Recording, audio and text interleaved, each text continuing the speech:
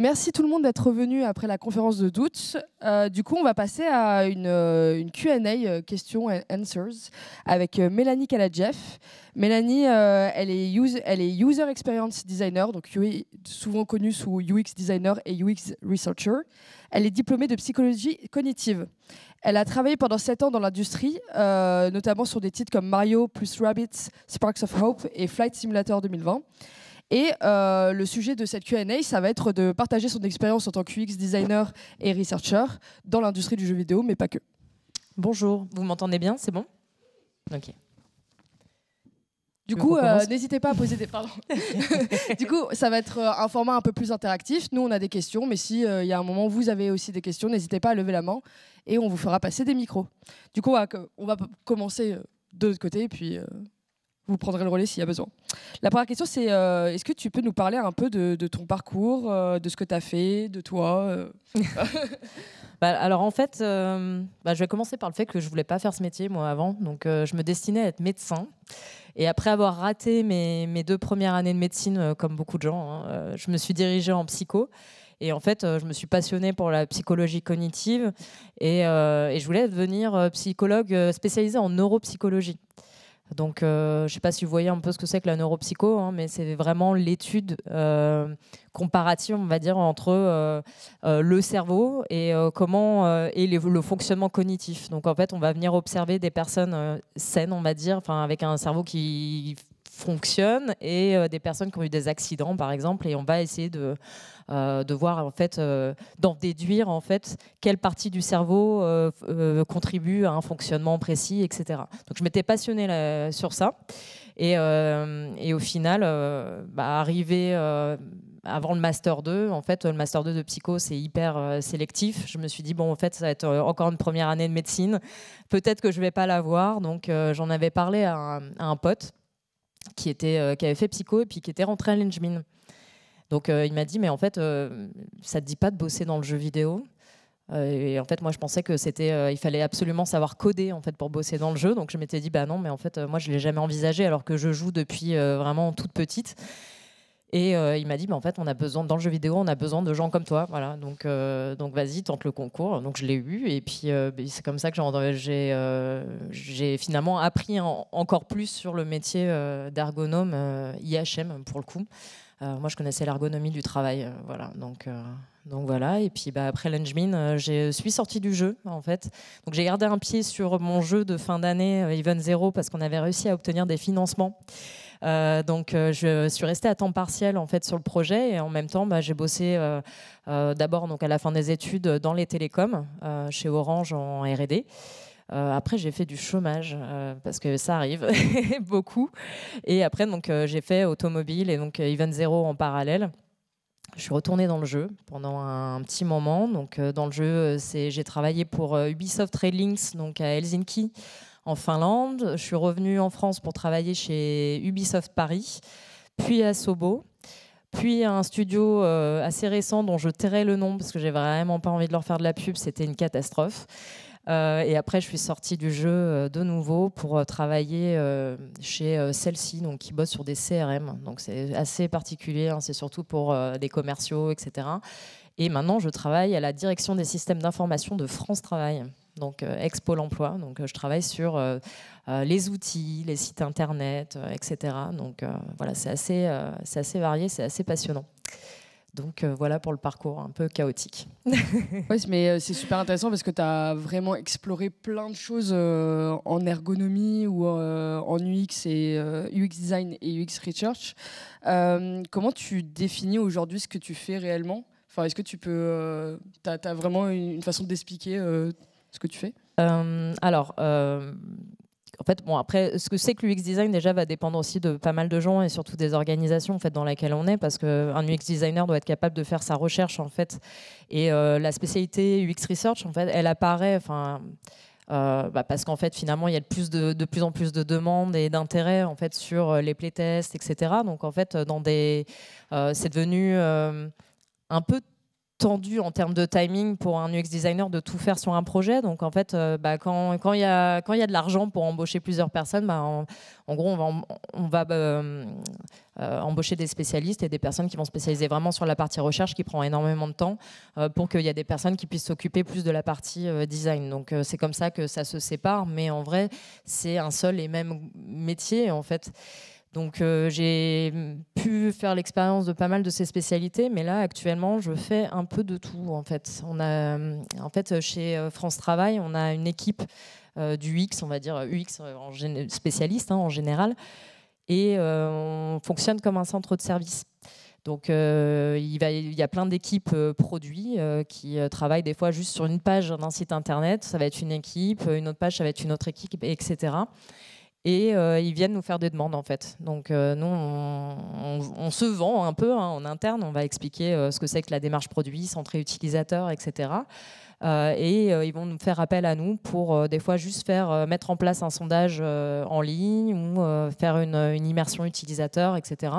Et des fois, ça va être beaucoup plus long. C'est vraiment les aider à structurer leur projet, définir des indicateurs, des objectifs, etc. Donc, on fonctionne à la demande et on suit donc chaque UX suit plein de projets. Donc, en fait, des fois, ça va être du design, des fois plus de la recherche qu'on va faire dessus, des fois plus de la stratégie, en fait. Donc, c'est assez varié. Donc, moi, je dis que je suis accompagnatrice UX, quoi. Voilà, c'est un peu ça. Donc.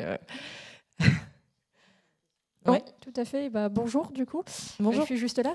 Je voudrais réagir directement à ce qui était demandé, en fait, parce que quand on essaye de se diriger vers l'UX, vu que c'est vraiment une vision qui est une définition qui est vraiment différente pour tout le monde, même au sein du jeu vidéo. Ouais. Quel conseil vous auriez, du coup, pour qu'on se prépare à faire ce genre de métier, sachant que ça change selon tout le monde, quel outil il peut avoir, quelles compétences globales il faudra avoir pour ensuite être sûr de pouvoir correspondre à cette fiche métier que tout le monde a dans sa tête du UX designer? Alors, ce qui va être important, alors déjà d'un point de vue purement pratique, c'est si vous visez en fait une boîte ou une autre, allez regarder en fait la façon dont la boîte présente le métier, que ce soit par des offres d'emploi, etc. C'est hyper important parce que ça apporte ça montre un peu la compréhension en fait de la boîte et du métier. Donc des fois c'est se dire ok, eux c'est comme ça qu'ils voient le métier, c'est la fonction en fait va ressembler à ça et ça. Donc déjà ça permet de savoir à quoi s'attendre déjà et puis d'adapter un petit peu sa communication. Si c'est un poste qu'on veut vraiment, on va se dire ok clairement c'est ça qu'ils recherchent. J'ai ces compétences ou je les ai moins, mais du coup je sais quoi valoriser en fait auprès de ces entreprises. Après moi je pose aussi des limites claires. Moi, j'ai aucune compétence, on va dire, en UI design pur. Enfin, je sais me servir de Figma, évidemment, mais je prétends pas savoir faire des assets graphiques, etc. Et du coup, je le précise en fait très très vite. Déjà, je vais jamais sur des offres où il y a marqué UI UX, déjà de base. Et si vraiment, on va dire, ok, c'est une offre UX design, et qu'en discutant avec les RH, je me rends compte que ça commence à aller plus vers du UI design. Moi, je leur dis vraiment clairement que, ok, moi, je peux partir d'une idée, je peux faire du sketching, je peux partir sur de l'illustration d'hypothèses, etc., aller tester ça. Je peux faire des maquettes interactives, mais qui vont être basse fidélité, quoi. Donc, c'est vraiment du wireframe interactif. Après, si vous voulez que ce soit joli, etc., et qu'on rentre vraiment sur du design system, d'achat graphique, etc., là, c'est pas moi qu'il va falloir embaucher. Par contre, je bosse très très bien avec les UI designers, il n'y a pas de souci, on est capable de travailler ensemble, on est très complémentaires, mais je pose ma limite. Parce que je ne veux pas me retrouver dans un boulot où clairement tout le monde va être mal à l'aise parce qu'en fait on ne s'est pas bien compris. Donc voilà, moi j'essaie d'être au clair avec ma vision du métier. Après, il y a une base qui est solide, l'UX design, clairement, tout ce qui est approche scientifique, être capable de prendre en compte les utilisateurs et de se faire cet intermédiaire-là entre la cible, être capable de la définir avec l'équipe, évidemment. Et puis, ramener cette connaissance utilisateur dans le projet, ça, c'est clairement ce à quoi on sert, on va dire. Faire des recommandations, évidemment, être très fort en analyse et être capable de designer des solutions, ou en tout cas d'en proposer. Donc tout ça, normalement, c'est assez bien compris, mais il ne faut pas hésiter à prendre du recul et à se mettre au clair sur, toi, du coup, quelle va être ta définition de l'UX et quelles sont les choses que tu es prête à faire ou ne pas faire. Et voilà, il faut être, je pense qu'il faut être franc, en fait, sur ce qu'on veut avec aussi les recruteurs, quoi. D'accord. Ça répond à ta question. Franchement, okay. Merci. Merci beaucoup, super intéressant. Pour revenir un peu à autre chose que tu as dit, tu as travaillé à Helsinki, du coup, avec des équipes internationales. Tu as travaillé au Japon, il me semble. Non, avec des équipes. sur Mario Rabbids, une partie de l'édito, en fait, c'était Nintendo. Ouais. Et du coup, comment quelle est cette expérience à l'échelle mondiale? Comment tu travailles avec des gens qui sont d'autres pays quand tu es UX designer ou researcher? Alors, c'est vraiment intéressant parce que il va y avoir forcément un impact. C'est que déjà, il y a des différences culturelles, des différences dans la communication, dans l'organisation, dans les conditions de travail aussi. Et en fait, tout ça, ça va venir impacter ce qu'on va faire, en fait, tout simplement, concrètement au quotidien. J'ai pas forcément vu de différence en termes d'approche de l'UX ou quoi, parce que pour ça, en fait, j'ai l'impression que c'est pareil partout. C'est-à-dire qu'il y a des boîtes qui sont très matures en termes de UX, d'autres qui ne le sont pas du tout. Donc, en fait, ça va vraiment plus dépendre en fait, des individus et de l'organisation que du pays. Mais par contre, il y a des vraies différences. Par exemple, quand je travaillais dans l'automobile, j'étais en contact avec la Chine parce que forcément, c'était eux qui se chargeaient du développement en fait, d'un des systèmes embarqués en fait, sur lesquels je travaillais. Et en fait, je me suis rendu compte qu'en France, on fait des documents de spécifications fonctionnelles qui sont hyper incomplets. Parce que dans notre façon de travailler, j'ai l'impression qu'on se dit ouais, bon, ça c'est évident, tout le monde le sait. On ne va pas réexpliquer à quoi sert un bouton validé. Ok, bon, voilà. En fait, en tout cas, l'équipe chinoise avec qui j'ai travaillé, en fait, si c'est pas spécifié, c'est une réunion derrière pour demander pourquoi, en fait, qu'est-ce qui se passe là, en fait, c'est quoi le comportement que vous attendez derrière. Donc, en fait, ça apprend à être faut s'adapter en fait et donc on apprend aussi. Moi, ça m'a fait réaliser à quel point en fait nos documents c'est c'est un peu on laisse les gens une grosse part de créativité, d'imagination pour que les gens ils vont comprendre ce que je dis quoi. Ce qui n'est pas le cas donc avec certaines équipes. Et je parlais aussi des conditions de travail, mais quand je travaillais en Finlande, je travaillais aussi avec la moitié de l'équipe était en Ukraine et en fait, forcément, on n'avait pas du tout les mêmes conditions de travail. C'est-à-dire qu'en Finlande, c'est pas de crunch. Les chefs de projet, ils s'en vont à 17 ou 18 heures pour montrer l'exemple. On est très bien payé, forcément, parce que c'est le nord de l'Europe, donc c'est très cher. Donc il faut quand même qu'il y ait des salaires qui soient en proportion. Et en Ukraine, en fait, ils pouvaient travailler hyper tard. Et puis j'imagine que les salaires étaient beaucoup plus bas, etc. Et en fait, d'emblée, ça a créé énormément de tensions entre une partie et une autre de l'équipe, en fait. Où ils étaient en mode, en Finlande, ils foutent rien, quoi. Donc voilà, donc ça a eu un vrai impact. À un moment, je m'étais dit, mais il va falloir que j'écrive des choses en fait sur ça, sur la culture comment en fait juste les cultures de travail différentes en fait peuvent complètement impacter un projet. Peut-être qu'il y a des pays, et c'est horrible à dire, mais qui en fait ne sont peut-être pas hyper compatibles justement à cause des différences énormes qu'il peut y avoir. Et donc voilà, donc c'est forcément, ça impacte le travail derrière parce qu'en UX, déjà, on n'est pas forcément hyper bien écouté. Mais si en plus, il y a des tensions de ce type-là qui arrivent, en fait, il y a déjà un peu... ça devient difficile en fait, de se faire des alliés et de se faire écouter. Voilà. Donc, on a une question là-haut. Ah oui, bonjour, vous m'entendez ? Donc juste du contexte, moi je suis UX Researcher Senior, je suis en reconversion professionnelle là, dans le design d'expériences interactives et immersives.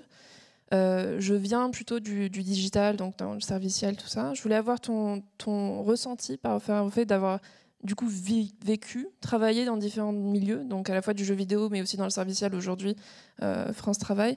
Dans quelle mesure ça a été changeant ou pas? Qu'est-ce qui a changé pour toi dans ces différents domaines? Et deuxième question qui arrive un petit peu après ça en follow-up, le marché il est pas fou en UX aujourd'hui. Mes anciens collègues galèrent à trouver du travail en UX Research spécifiquement. Comment est-ce que toi tu le vois, le fait d'avoir du coup eu ces expériences-là? Est-ce que ça t'ouvre des portes ou pas? Voilà, question un petit peu large. Merci pour ta question. Alors, ce qui change forcément, c'est quand on passe d'une industrie à une autre, c'est les contraintes, c'est le type de produit, ça va être les utilisateurs, etc. Après, c'est peut-être parce que je suis habituée, mais maintenant je me dis en fait c'est même si on travaille toujours dans la même industrie, en fait, passer d'une équipe, un studio à un autre ou d'un projet à un autre, en fait, il y a énormément de choses qui changent. Les gens, la taille de l'équipe, le budget, les objectifs, etc. Donc en fait, de toute façon, d'un jeu à l'autre, souvent, il faut quand même réapprendre énormément de choses. Et là, changer d'industrie, c'est un petit peu la même chose. Enfin, en tout cas, moi, c'est un peu... je le vois un peu comme un jeu d'enquête, en fait.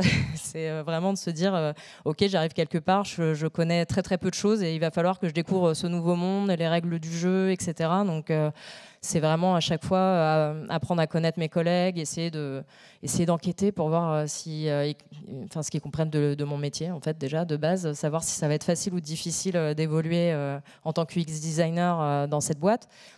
Essayer de comprendre, en fait, OK, mes utilisateurs, c'est qui maintenant ? Parce qu'en fait, des fois, quand je bossais par exemple sur les CRM, les commerciaux, moi j'étais en mode pleine de préjugés, on va dire. OK, un commercial, OK, c'est quoi son métier? Donc passer énormément de temps à réapprendre ou à apprendre à qui je m'adresse, etc. Essayer de les rencontrer très rapidement. Et puis évidemment, de prendre en compte les contraintes. C'est vrai que dans l'automobile, il y a des contraintes énormes de sécurité qu'on n'a pas dans les autres industries. Donc essayer de s'immerger très très rapidement, de lire beaucoup, de s'interroger. Et en vrai, on maîtrise jamais totalement. Enfin, genre là, France Travail, ça fait 1 an que j'y travaille. Je connais pas encore la moitié du système, les acronymes, on n'en parle même pas. Mais c'est être humble et puis à chaque fois, il faut tout réapprendre, sauf l'approche UX qui reste la même en soi. Donc on a cette chance-là en fait en tant que spécialiste UX, c'est que toute l'approche et notre démarche scientifique, nos outils, en fait, on peut les appliquer d'une industrie à une autre. Après, du coup, la question sur le marché, c'était, tu peux me la répéter, s'il te plaît? En gros, le marché, ce que je disais qu'il était vraiment pas ouf. Je voulais avoir ton ressenti par rapport à ça, compte tenu du fait que tu as pas mal d'expérience. Ah oui, sur les portes. Là, en l'occurrence, moi-même, j'ai pas mal d'expérience, donc je suis pas inquiète éventuellement pour trouver des contacts. Voilà. Mais pour des gens qui se lanceraient en UX, et je pense notamment des anciens collègues qui sont plutôt juniors, je sais pas trop quoi leur répondre par rapport à ça. Ouais, c'est hyper compliqué. Et là, moi, avant de trouver ce boulot chez France Travail, j'ai fait du chômage parce que du coup, j'étais partie d'une boîte ça s'était mal passé, donc on s'était séparés d'un commun accord, on va dire. Et après, volontairement, je m'étais dit, OK, il faut que je souffle. Moi, à ce moment-là, j'étais en mode, est-ce que c'est encore ce que je veux faire, en fait, l'UX design? Parce que, à la base, moi, j'avais fait ça pour l'approche hyper humaine, adapter les outils aux humains, créer des expériences, etc. Et dans le concret, en fait, on est souvent instrumentalisé pour... OK, on est un petit tampon de c'est bon, les ergos, les UX, ils ont dit que c'était top. Et puis, en fait, on n'est pas très, très bien écouté. C'est hyper dur. Enfin, moi, une grosse partie de ma carrière, je passais 70% de mon temps à essayer de prouver aux gens que j'étais utile, en fait, et en mode laissez-moi vous aider. Et pas vraiment à faire concrètement mon métier. Donc du coup, c'était hyper fatigant. Donc je m'étais posé un peu la question. Donc ça, c'était il y a 1 an et demi. Je m'étais dit, mais en fait, est-ce que je veux encore faire ça? Et puis après, j'ai commencé à essayer de chercher. En fait, je m'étais dit, non, mais en fait, j'ai pas envie d'abandonner tout de suite. Mais par contre, j'aimerais bien trouver un domaine dans lequel... je sais pas, quelque chose qui réponde moins à l'argent, parce que souvent c'est ça, on parle pas trop des utilisateurs, on parle si on fait des trucs qui plaisent aux utilisateurs, ça va nous ramener de la thune. Et même si c'est le nerf de la guerre, l'argent, je dis pas, il faut faire survivre les boîtes, mais en fait moi c'est pas pour ça. Enfin, j'en avais marre en fait d'entendre parler d'argent. Et c'est pour ça aussi que dans le public chez France Travail, ça me plaît bien, parce qu'en fait je sais que l'impact il est direct positif.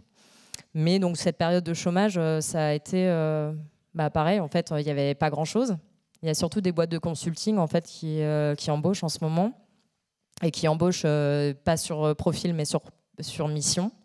Donc, ce qui veut dire que ils vous embauchent à condition que vous avez réussi à obtenir une mission chez un des clients. Sinon, tant pis, quoi. Et voilà, donc c'est hyper dur. Et même en étant senior, en fait, j'avais remarqué qu'on n'était plus très attractif parce qu'on a trop d'expérience et que du coup, on coûte cher. Donc les profils qui sont préférés en ce moment, c'est intermédiaire. Donc ni junior ni senior. Donc ouais, c'est extrêmement compliqué. J'ai pas beaucoup de conseils là-dessus, à part essayer de s'accrocher. Et puis, sinon, éventuellement, je vois aussi, et surtout dans le jeu vidéo, en fait, si on est pur UX, c'est difficile en fait d'aller se diriger vers des petits studios parce que souvent il y a peu de gens, il faut être extrêmement polyvalent. Donc, on va pas se le cacher, hein, UX design, c'est des grosses boîtes, des gros studios. Ce qui est un peu frustrant parce que des fois, on a les potes qui bossent en tant que game designer dans des petits studios et on a envie de bosser avec eux et on se dit que ça résoudrait un peu nos problèmes et que ça a l'air hyper sain comme environnement. Du coup, peut-être ces temps morts, entre guillemets, de recherche d'emploi, se dire déjà pas hésiter en fait, à se faire des cas pratiques. Donc, se prendre un jeu, un site internet, quelque chose où il y a clairement des retours à faire et se construire un peu son portfolio en fait comme ça, quoi, déployer un peu sa démarche sur un jeu en disant là il aurait pu être amélioré de telle ou telle façon, etc. Mettre ça sur un site internet déjà ça peut aider à se vendre et sinon pas hésiter à entamer des formations complémentaires. Je parlais de la UI design tout à l'heure, hein, mais moi à un moment je m'étais dit c'est vrai que ça m'intéresse. Même si je me bats pour essayer de montrer la différence entre ces métiers, je m'étais dit, ok, mais c'est vrai que si j'apprenais, si je faisais une formation pour devenir UI designer, ça me permettrait d'être plus polyvalente et peut-être rentrer dans des équipes un peu plus petites.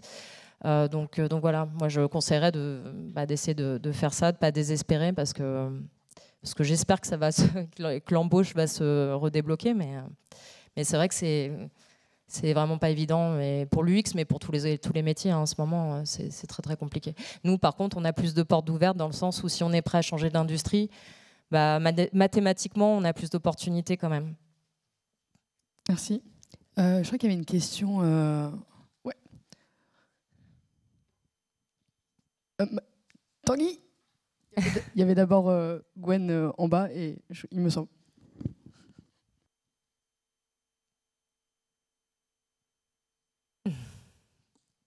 Hello. J'ai entendu des conversations assez virulentes d'un projet à l'autre sur la vision très opposée dans le jeu, hein. L'UX design proactif et l'UX design réactif. Je sais pas si tu as un avis là-dessus, ou j'ai vu des prods où c'était vraiment on attend qu'il y ait un design très avancé, que ce soit visuellement ou dans le GD, sur tout n'importe quoi, des mécaniques, de l'interface. Et là, on demande à des UX de passer dessus. Ou alors, on pose une bribe de début de mécanique. Et là, direct, on dit ok, en tant que UX design, est-ce que tu peux nous dire ce que tu en penses, machin. Je sais pas si tu as une... Moi, j'ai vu des trucs sanglants se passer sur ces conversations. Ah ouais, moi, je suis très proactive, en fait. Pour moi, il y a des choses à faire dès la conception, en fait. Par exemple, sur le onboarding, hein, tout simplement, en fait, c'est des notions, et sur plein d'autres notions, en fait. Mais en tant que UX designer, on a énormément à apporter. Donc, par exemple, moi sur Mario Rabbids, dans l'équipe, ils étaient très très matures, hein, en termes du UX, ils étaient très très demandeurs, mais moi je me promenais sans arrêt dans l'équipe, etc. Et j'essayais de prendre la température, d'essayer de comprendre en fait les problématiques de toutes les spécialités métiers. Et du coup, ça me permettait d'anticiper en fait des problèmes qu'on allait avoir, ou au moins pouvoir leur répondre en fait. Donc voilà, il y a énormément de choses qu'on peut faire. Moi, mon truc, c'était vraiment de faire des prêts où il y avait un tiers, 2 tiers. Donc, c'était un tiers de théorie sur, par exemple, comment, s'il y avait des problématiques, par exemple, d'orientation dans l'espace ou quoi, comment ça marche en fait dans le cerveau, tout simplement, hein, comment un humain se repère, en fait, tout simplement. Et derrière, les 2 autres tiers, c'était des guidelines avec concrètement comment on peut appliquer ces principes-là dans le jeu qu'on veut faire.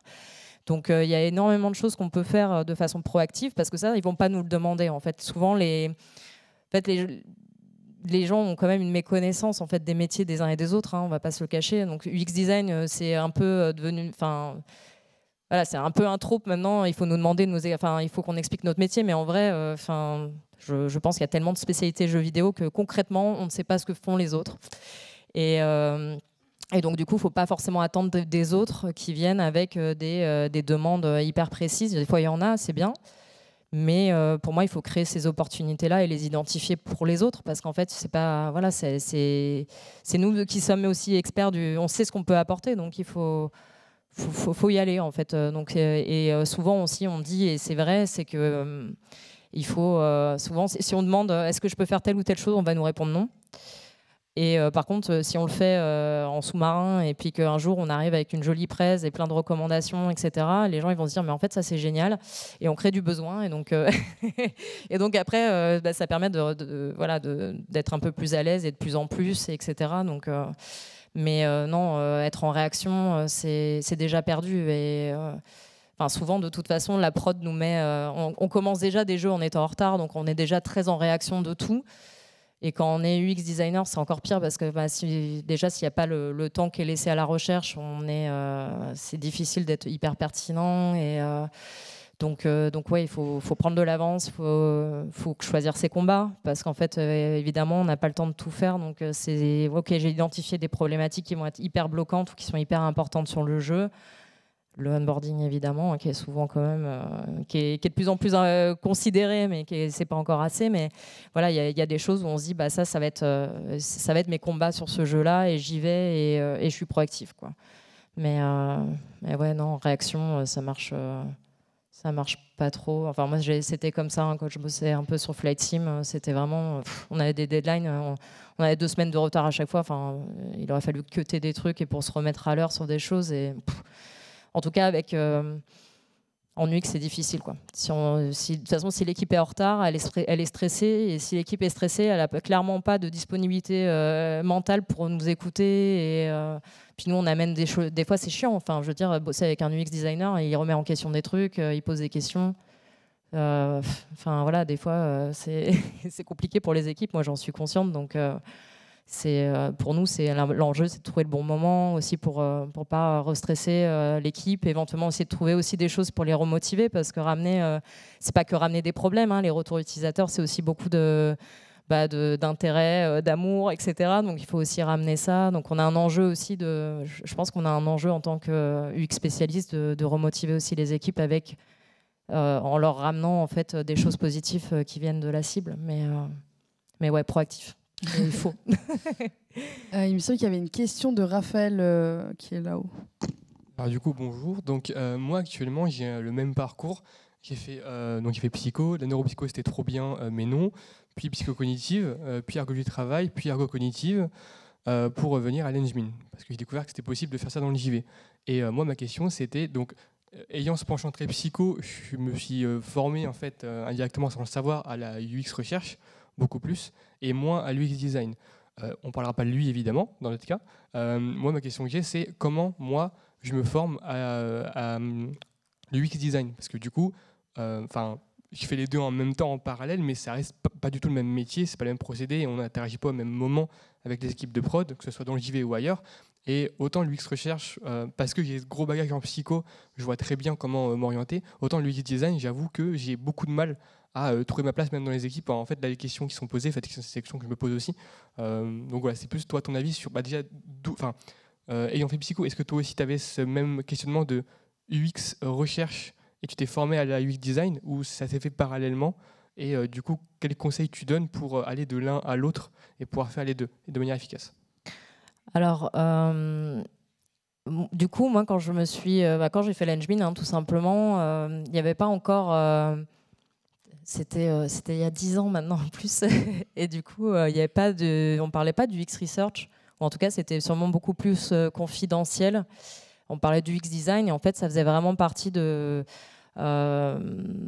déroulement en fait, de la méthodologie. Donc, il y avait vraiment le design, pour moi, ça va être tout ce qui entoure en fait, la recherche. C'est essayer d'aider une équipe donc, à... organiser évidemment le rôle de facilitation en fait, d'essayer de structurer en fait la démarche d'une équipe pour essayer de trouver des idées, aller chercher la connaissance utilisateur, etc. Et il y avait le côté vraiment illustration et itération en fait sur des idées. Et voilà, c'est vraiment la partie purement design. On était là, bon, ok, on va dessiner des écrans. Je pense notamment à Orange quand on designait un service tout public, etc. Donc c'était ok.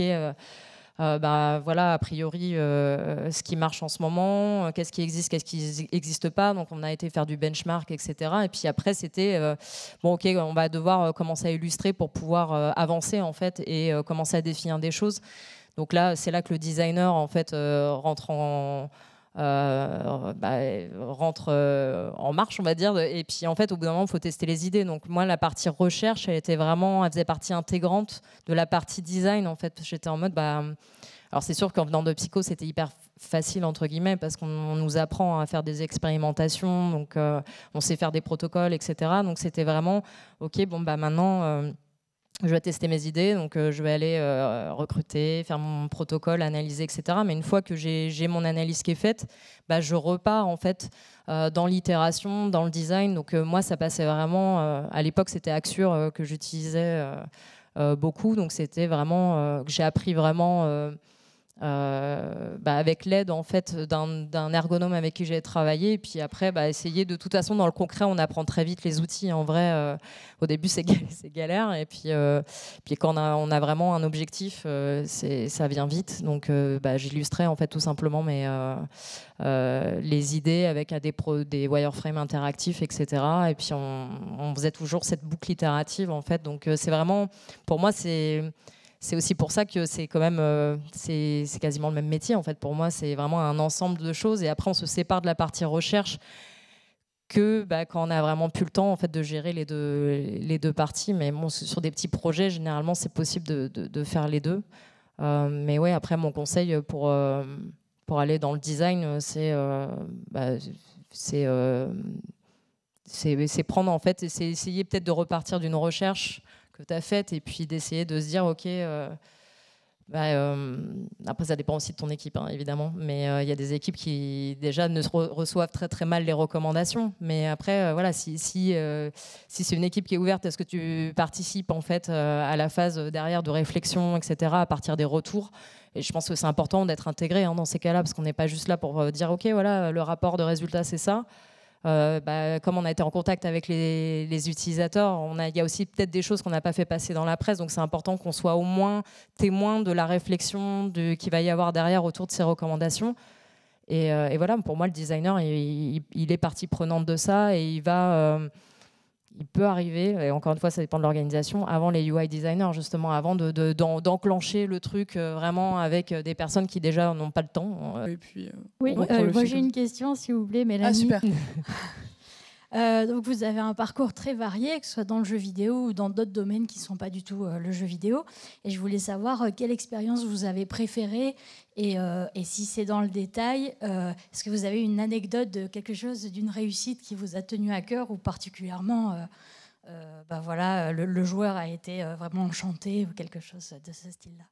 Oui, alors c'est dur de trouver ce que je préfère, parce que c'est hyper différent forcément. Donc là, en étant plus dans le jeu, forcément, il y a des problèmes. Les problématiques du jeu ne me manquent, on va pas se le cacher. Mais après, voilà, chaque industrie est suffisamment différente pour qu'il y ait des choses intéressantes dedans.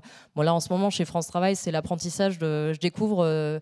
En même temps, je découvre mes droits, tout simplement, parce qu'il y a des choses, on se dit, en fait, les gens ont le droit à telle aide en faisant ça. Enfin, non, mais c'est vrai que c'est fou. Mais du coup, voilà, je découvre un nouvel univers. Après, l'automobile était hyper intéressante aussi. En fait, ce que je préférais dans l'automobile, c'était de tester la concurrence. On va pas se cacher, c'est pouvoir tester des trucs avec des options de fou dans les véhicules et tout. Mais ouais, après. Une réussite, il y a eu un moment hyper touchant il n'y a pas longtemps. Donc là, forcément, mes collègues savent actuellement que j'ai travaillé dans le jeu vidéo. D'ailleurs, ils ont failli ne pas m'embaucher à cause de ça, parce qu'ils pensaient que j'allais m'embêter chez France Travail, vu que j'avais fait du jeu vidéo avant. Donc ma chef m'a dit, on a failli pas donner suite à ta candidature. Ça aurait été dommage. Donc voilà. Et en fait, j'ai un de mes collègues il n'y a pas longtemps parce que l'équipe est répartie entre plusieurs pôles. Et donc lui, il est à Nantes, et on se retrouve tous les 3 mois, quoi. Donc il est venu me voir et il m'a dit écoute, il faut que je te parle d'un truc. Je suis ok, trop bizarre. Bon, ok. Et il me dit en fait, tu m'avais dit que tu avais bossé sur Mario Rabbids Spark of Hopes, et en fait mon fils est fan. Est-ce que tu peux faire, je t'ai amené la jaquette, tu as le droit de refuser, mais est-ce que tu peux lui faire un autographe? Et en fait, il a passé c'était trop mignon déjà, donc c'était mon premier autographe, et le seul. mais voilà, il m'a parlé du jeu, et il m'a dit qu'en fait, c'était... enfin pour moi, il avait validé en fait, même si j'ai pas été jusqu'au bout du jeu. Hein. Donc moi, je suis restée 1 an et demi sur le projet. Après, je suis partie pour des problèmes qui étaient plus liés au management à ce moment-là qu'au projet en lui-même, hein, qui était génial. Mais voilà, en fait, il y a des choses où je me dis, bah en fait, c'est cool, j'ai réussi à mettre le projet sur la bonne voie. Il y a des choses que j'ai réussi à faire passer en fait aux designers. Je sais que j'avais fait des personas, par exemple, sur ce projet-là. On avait fait des cartes, en fait. Donc, les personas, c'était vraiment comme des formats cartes à jouer, un petit peu, etc., qu'on avait distribué à toute l'équipe. Et il y a même des personnes qui sont arrivées après quasiment mon départ et qui m'ont dit, mais c'est trop bien, j'ai appris que c'était de toi l'idée. Et enfin, voilà, il y a des choses comme ça où quand on se rend compte qu'on a réussi à faire passer des choses et que derrière, en fait, il y a des joueurs, en plus très jeunes, parce qu'un des enjeux de ce jeu, c'était quand même de rendre le jeu tactique vraiment accessible au plus grand nombre. Donc se dire, bah, y a des très jeunes joueurs qui en fait sont trop fans, quoi. Et donc ouais, ça c'est des moments qui sont hyper gratifiants. En fait, c'est plus ça, c'est le côté ça, et des fois des entretiens en fait que j'ai avec des personnes. Où en fait l'échange, en fait à la fin la personne elle me dit, ah, mais en fait échanger avec vous, ça m'a remotivé à faire mon travail, ou finalement, ça m'a donné telle ou telle idée, etc. Donc, en fait, c'est des moments où on se rappelle pourquoi on fait ce métier, quoi. En fait, juste, c'est côté le contact humain, et voilà. Mais ouais, mais ça, il y en a pas mal des petites anecdotes comme ça, mais ouais, mais il y a du bon partout. Merci. Je crois qu'il y avait une autre question. Oui, bonjour. Super, merci. Alors j'avais une question pour savoir comment ça se passe dans le JV, du coup, pour la collaboration avec d'autres métiers. Étant donné que l'UX, il y a beaucoup de porosité et que c'est pas toujours clair dans la tête des gens ce qu'est le travail et que ça change beaucoup en fonction des boîtes, comment ça peut se passer dans les entreprises de jeux vidéo pour collaborer avec des GD ou bien par exemple avec la QA? Ouais, alors la collaboration, c'est ce qu'il y a de plus dur. Non, mais en fait, donc évidemment, tu l'as bien dit, hein, ça va dépendre vraiment des organisations déjà, parce qu'on va pas, la collaboration va pas forcément se passer pareil si en fait on travaille dans une équipe qui n'a jamais vu du UX researcher ou designer, qui ne sait pas ce que c'est, où les conditions de travail sont mauvaises, ça arrive, hein, où il peut y avoir des managers toxiques, etc. Donc en fait, il y a plein de facteurs et de conditions qui vont faire que les relations entre les gens elles vont plus ou moins bien se passer. Après, je pense qu'en tant qu'UX designer, surtout dans le jeu vidéo, il y a quand même, je trouve, en tout cas de mon expérience, il y a souvent eu des game designers qui se sentaient menacés par nous. Et du coup, le but, c'est de rappeler à quoi on sert. Donc déjà, moi, je le rappelle toujours, je le répète souvent, hein, c'est que tout le monde est responsable de l'UX. Donc en tant que l'UX, c'est vraiment l'expérience. Tout le monde en est responsable. Parce qu'à partir du moment où on touche un micro truc dans le jeu, en fait, on peut impacter l'expérience entière. Donc en fait, chaque personne, que ce soit le graphiste, le programmeur, le GD, etc., on impacte tous cette expérience-là. Et donc moi, je suis là, en fait, la seule façon d'influer sur l'expérience, hein, qui est quelque chose d'impalpable, hein, c'est une résultante, l'expérience. En fait, d'un côté, on a le produit, on a le jeu, on a le service, etc. De l'autre, on a l'humain. Et nous, on est là vraiment pour essayer à aligner en fait, les deux, en apportant d'un côté la connaissance produit. Hein, on va essayer d'aller dérisquer en fait, les choses, essayer de voir comment ça se passe avec les utilisateurs, etc. On va faire des recommandations pour modifier cette chose-là. Et en même temps, on apporte la connaissance utilisateur. Donc moi, j'essaye vraiment d'avoir une approche pédagogique en fait. Donc, et je me mets aussi, j'hésite pas à me mettre en retrait. En fait, moi, je leur dis, mais c'est les décisions design, potentiellement, c'est vous qui allez les prendre. Moi, je suis là en fait pour informer vos décisions.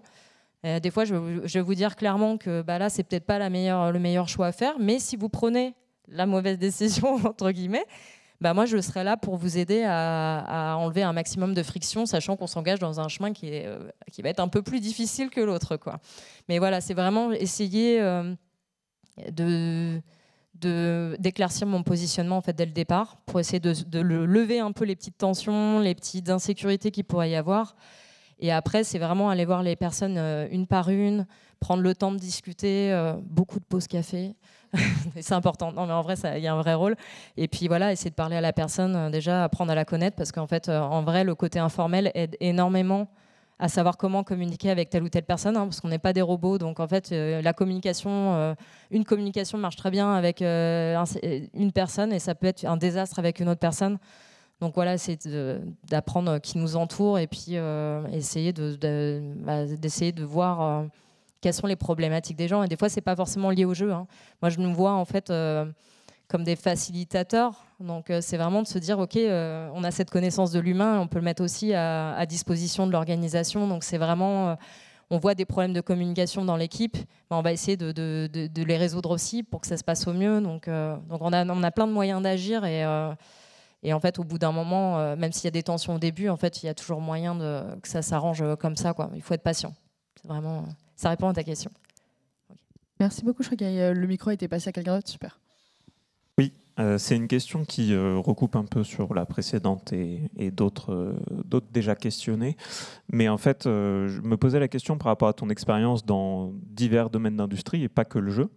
Est-ce que ta mission et toi, ce que tu cherches vraiment à faire en tant qu'UX quand tu es dans une industrie plus traditionnelle ou tu vois, le service web, etc., comparé à quand tu fais ton travail dans le cadre d'un jeu, est-ce que tu te mets le même objectif? Je m'explique, par exemple, je pense dans le service web aujourd'hui chez France Travail, ta mission principale, je suppose, c'est de réduire la friction, prendre en compte les retours utilisateurs pour que l'expérience soit la plus fluide possible, la plus satisfaisante, etc.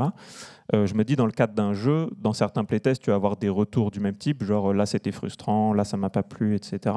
Mais potentiellement, c'est pas une bonne chose de vouloir le corriger one-one dans le cadre d'un jeu, là où, je sais pas, l'appli SNCF ou l'appli France Travail, si la navigation n'est pas fluide et qu'on a ce retour, que tu as une solution, tu la trouves, tu l'appliques, est-ce que des fois tu te réfrènes du coup dans potentiellement cet instinct de vouloir réduire la friction, fluidifier le flow, parce que potentiellement l'expérience GD n'est pas pensée pour ça, elle est pensée pour être frustrante ou en tout cas on veut garder ça, on veut pas corriger ce biais-là, etc. Oui, tout à fait. En fait, l'importance, là, ça va être de définir avec l'équipe, si elle ne l'a pas déjà fait, les objectifs. En fait, c'est quoi les objectifs du jeu? En fait, c'est quoi, moi, ce que j'appelle les UX outcomes. Donc, c'est vraiment essayer de définir avec l'équipe. OK, si on fait bien notre travail, à la fin, qu'est-ce qu'on veut que les joueurs ressentent? Donc, on va définir, évidemment, ça va dépendre des personas. Hein, donc, c'est important de savoir, en fait, pour qui on fait le jeu. Et en fait, après, pour chaque persona, en fait, on va définir, OK, là, à tel moment, on aimerait que cette personne ressente ça vis-à-vis des combats. On veut que la personne, ce type de joueuse ressente ça, etc. Et donc, c'est vraiment définir en fait, les objectifs d'expérience. Et après, pour être en mesure, en fait, tout simplement, de faire des retours qui sont pertinents. Donc, c'est aussi définir des indicateurs. Alors, je sais que c'est pas très sexy, hein, les mots indicateurs, mais c'est hyper important de mesurer en fait, son succès. Donc c'est définir aussi avec l'équipe, ok, à partir de quand c'est un échec en fait, à partir de, enfin voilà, est-ce que après pour un boss, est-ce que c'est ok que la personne allait recommencer 10 fois ou pas? Donc en fait tout ça il faut le définir avec l'équipe si c'est pas déjà fait. Si c'est fait, il faut quand même faire une passe dessus, s'assurer que c'est assez clair aussi pour nous. Et après, on embarque tout ça en fait quand on va faire, quand on va aller chercher en fait la connaissance joueur, etc. C'est vraiment de se dire, j'ai mes objectifs en tête, donc je sais si oui ou non ça sert ou pas l'expérience telle que, est-ce que ça correspond à la vision en fait qu'on a tout simplement ou pas. Donc c'est vraiment une histoire d'objectif. En effet, si on fait un Elden Ring, c'est évident que peut-être que mourir 10 fois de suite, c'est ok, quoi. Mais pour ça, il faut que ce soit défini à l'avance. Après, par exemple, sur Mario Rabbids, on se disait, ouais, non, mais on a une partie on sait du précédent jeu qu'on a une partie de notre audience qui a une tolérance très limitée à la frustration et à la difficulté. Donc là, on va se dire, ok, du coup, il faut qu'on arrive à adresser des personnes qui sont ok avec ça, mais on ne veut pas faire fuir en fait cette partie de notre audience. Donc ça va être peut-être au bout de, ça a déterminé après en testant, hein, mais au bout de 2 ou 3 échecs d'une bataille, peut-être qu'on va proposer une option pour la passer, par exemple. Donc voilà, donc c'est vraiment, pour moi, c'est la clé, c'est les objectifs. Je peux me permettre une follow-up? Est-ce que du coup ça t'est déjà arrivé, toujours dans le cadre de tes expériences jeux, d'être vraiment en conflit d'opposition avec un game designer qui lui a une vision de non, je veux que ça soit dur, je veux, etc. Et toi, par les chiffres, le marché, la connaissance de tes personas, etc., de dire non, vraiment, je pense pas que c'est une bonne idée, même si tu es fermement convaincu, quoi. Et du coup, comment tu gères après la relation pour ça, je dis ça, corrobore un peu avec la question précédente. Mais... Difficilement. Oui, je me doute. Oui, il y en a eu. Après, je pense que c'était pas tant des... Alors oui, c'est évident qu'il va y avoir de la friction. Après, dans mon cas, j'ai quand même... attention, je vais dire le mot. J'ai quand même associé ça à du sexisme aussi beaucoup, parce qu'en fait... Déjà, parce que je sais que pour avoir travaillé avec des personnes qui faisaient le même métier, mais qui étaient des hommes, tout simplement, en fait, on leur demandait pas de justifier en apportant une bibliographie énorme. Ce que moi, on m'a quand même beaucoup demandé. Donc, ah oui, tu dis ça, mais cite-moi tes sources, s'il te plaît. Ok, bon, en fait, normalement, quand on fait confiance aux experts, on n'est pas là. Alors, on part du principe que les personnes savent un minimum, elles sont en capacité en tout cas d'aller rechercher l'information de façon sûre, et on doit faire confiance, sinon on perd tous le temps de dire au fait fais voir le code, je sais pas, voilà, on va tout le temps aller bon, et puis on se permet de faire ça avec certains métiers mais pas avec d'autres, mais oui, ça arrive très très souvent, et j'ai un exemple là-dessus. Attention. En fait, sur un des projets sur lesquels j'ai travaillé, les game designers voulaient mettre tous les textes en caps lock. Voilà. Et moi, je leur ai dit, non, on va pas faire ça. Bon, déjà parce que c'est pas forcément perçu de façon... Enfin, tout le monde voit en quoi c'est un problème, mais il y a aussi d'un point de vue purement scientifique, ça gêne complètement la lecture. Voilà. Parce qu'on se retrouve avec tout de la même taille, etc. Donc ça gêne énormément. Donc le caps lock, c'est bien sur des 1 ou 2 mots, un titre ou quoi que ce soit, mais sur un texte, c'est hors de question. Donc j'avais dit ça, donc j'ai expliqué ça. Évidemment, je l'avais tourné de façon hyper diplomatique, et en disant non, mais il faut pas. Et on m'avait répondu donc j'avais fait toute une série de recommandations par mail, et on a pris mon mail, et les game designers m'avaient répondu en rouge, wrong. Genre à chaque truc, genre c'est faux, c'est faux, c'est faux, c'est faux. Et donc là, quand il y a des gens qui nient la science en face de nous, c'est un peu compliqué. Et on se sent un peu seul, parce qu'on se dit, mais en fait, est-ce que c'est moi qui ai tort? Est-ce que c'est moi qui m'y prends mal? Est-ce que c'est moi qui ai des soucis de communication, etc. Et j'avais quand même pris à partie à ce moment-là. Je participais, en tant que spectatrice à une conférence à Toronto. C'était UX Summit ou un truc comme ça. Donc j'avais plein d'UX autour de moi. Et du coup, j'avais alpagué la foule en mode excusez-moi, j'ai besoin de votre avis. Je leur exposais le problème. Ils disent non, caps lock, c'est no way, quoi. Donc voilà, mais bon, en fait, l'équipe m'écoutait pas. Du coup, il y a eu beaucoup de tensions, et j'ai fait l'erreur de répondre diplomatiquement un message à ces game designers, mais j'ai fait l'erreur de mettre le message en rouge. Et en fait, c'est pas passé. Donc ça m'est retombé dessus derrière. C'était moi qui avais des problèmes de communication, il fallait pas que je rentre en conflit avec les game designers. Donc à la fin, la solution qui avait été trouvée par le producteur pour pas se mettre à dos les game designers, c'était Mélanie, si tu as un message à faire passer, tu passes par moi. Voilà. Donc oui, il y a des tensions des fois. Voilà. Mais donc j'ai pas forcément de bonne solution, parce que ça va dépendre de qui on a en face.